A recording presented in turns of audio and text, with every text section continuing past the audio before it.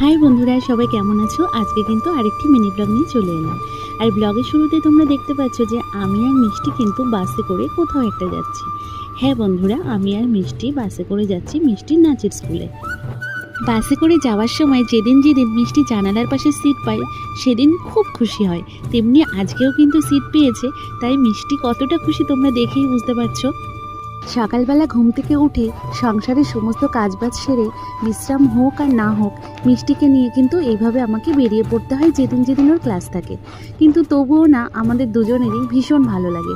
আর যখনই মিষ্টির হাসি মুখটা দেখি বাইরে বেরোনোর পর, আমার তো মনটা পুরো জুড়িয়ে যায়।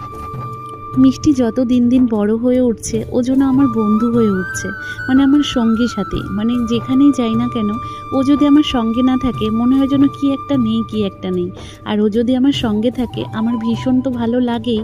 আর তাছাড়া মনে হয় যেন একটা মনে আলাদা একটা জোর পাই। আর আশা করি আমার মতো সব মায়েদেরই এমনই হয়, তাই না বলো বন্ধুরা? মিষ্টির বাবার সঙ্গে পরিচয় হওয়ার আগ পর্যন্ত কখনো কিন্তু আমি একা কোথাও যেতাম না, কেউ না কেউ আমার সঙ্গী সাথী থাকতোই। আর বিয়ের পরে মিষ্টির বাবা তো আমার সঙ্গে ছিলই, এখনও আছে। আর যদি কখনো মিষ্টির বাবা কোথাও না যেতে পারে, মিষ্টি তো আছেই।